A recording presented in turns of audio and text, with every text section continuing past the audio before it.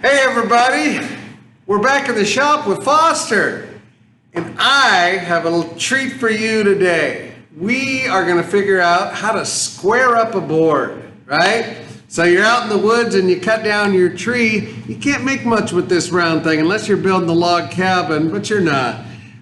So this is what it comes like from the factory, right? The forest.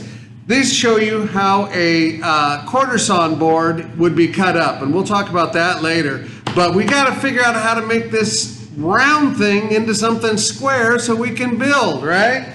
So what we have here is a rough finished board.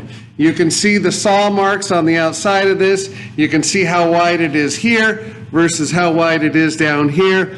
This is a board that has not been squared up. What we want in the end is something that looks like this. Now, when you go to the store and you buy a lot of your wood, it looks like this. It's been surfaced on 4 sides, S4S. And that's great. If that's what you got, you're ready to go with this. But this is much cheaper, and some wood is going to be easier to purchase this way. And then if you have the tools in the shop available, which we do, to make it into a square board, you can do that yourself. And you can get from the mill that looks this way and turn it into something that looks like this. So the first thing I'm going to do is take this board and I'm going to inspect it. I'm going to take a look at it.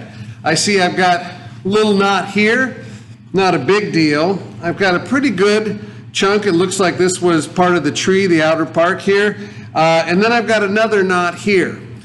I need about 3 feet of this board. So if I measure this out, I can see that I've got enough. If I were to come off this end, I got plenty without hitting this knot. And you can see why I might want to avoid that knot. You can see where this board takes a little bend where that knot is. So first thing I'm going to do is just cut it shorter. I'm going to get rid of that piece, make that into firewood or whatever, and then I'm going to work on what I want, what I'm going to have left, okay? And then we'll figure out how to make these faces parallel and these faces parallel so we end up with one nice square board. So first tool I'm going to introduce you to is our motorized miter saw. We don't like to call them chop saws because chopping is what you do in karate, and that's not what we're doing. We're cutting a nice square cut off the end of this, and that's where we're going to use our miter saw. So we're going to start over here. Come on with me.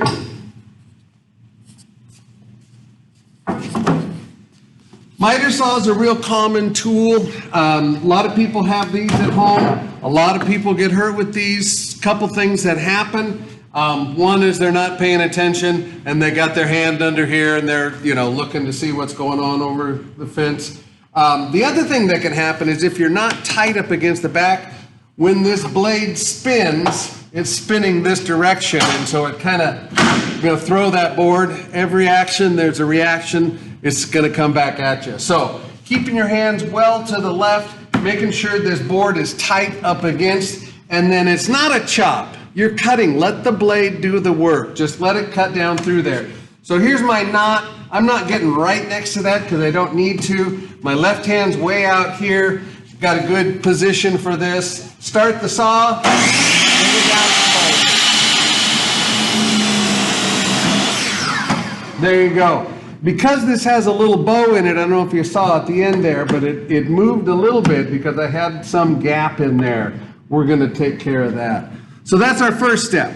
We've cut our board to length. Now we're going to run this guy through our planer so that we can flatten out both sides. We're going to get rid of all this roughness, but we're also going to make these 2 sides parallel. And that's our first step in squaring up. So let me introduce you to the planer here.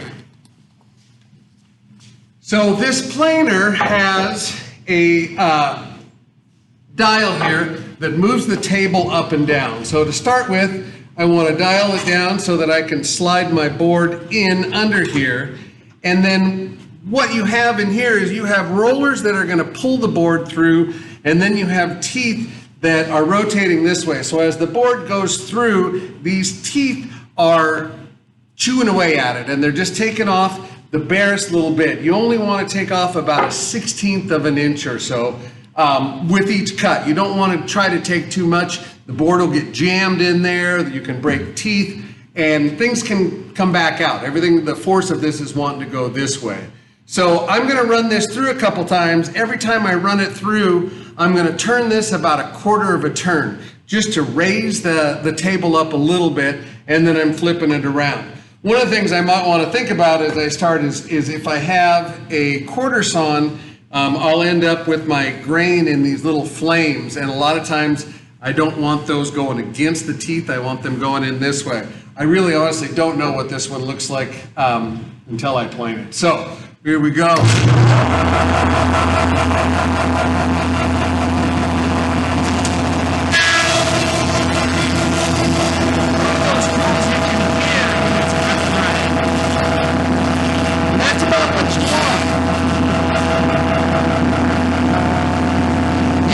This board is thicker here, so we took it all off, but I still have some here.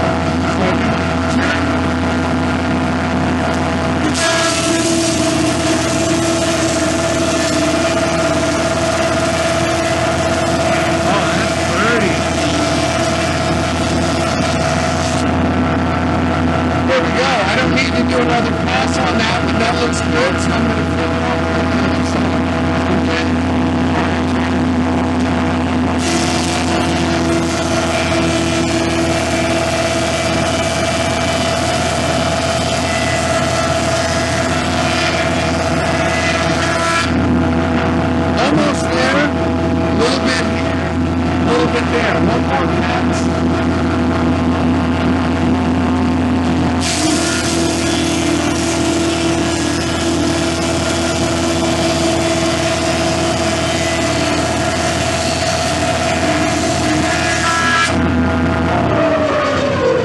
And there we have it.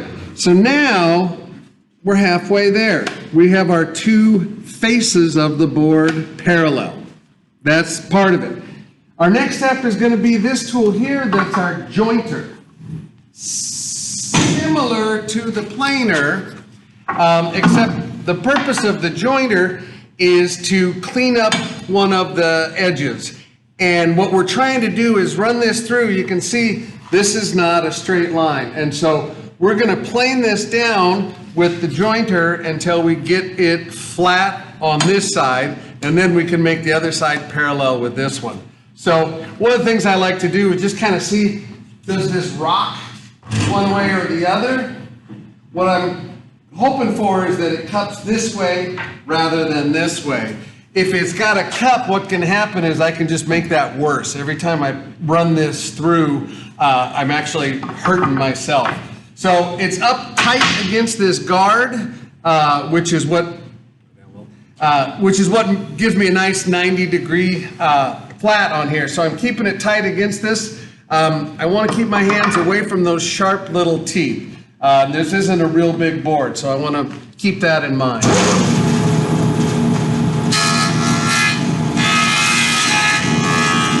So you can hear it cut in the beginning and it cut here, but it missed where that dot was. So we're going to run through another time.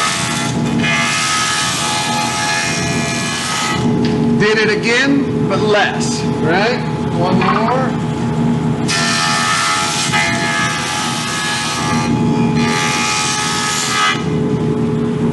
Oh yeah, I think maybe one more. I'm going to flip her this way.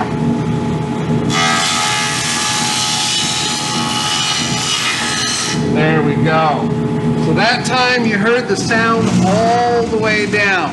So now we have made these two sides parallel, and now we've made this edge 90 degrees to that. So now all we got to do is make this side parallel to this side. So that's our last tool of the day, and that's the table saw.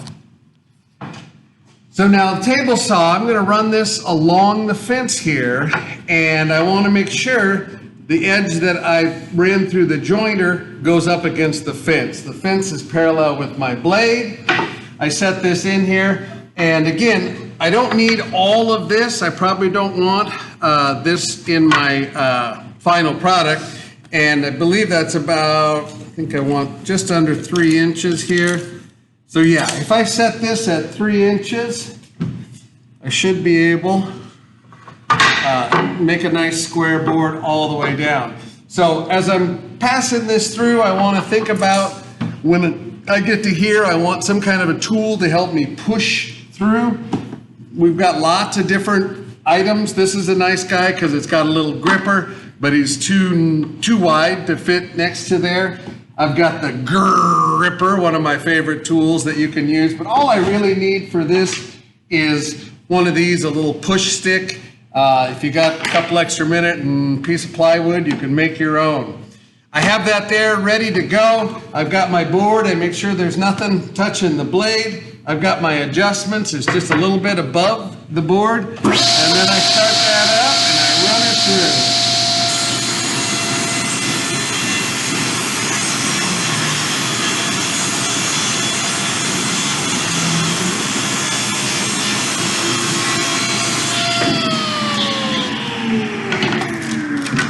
Et voila! From a rough board to a nice square board, and now I can use that to make something beautiful.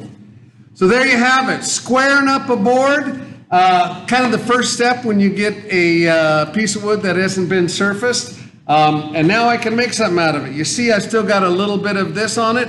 Again, is that going to matter if I'm building on that side? Not really. I've got a little bit of a knot here. I might figure out which side I like better and trim it down a little bit more. I could easily take that off and make that a nice square board. But there you go. Thanks for joining us. Don't forget to subscribe, and we'll see you later.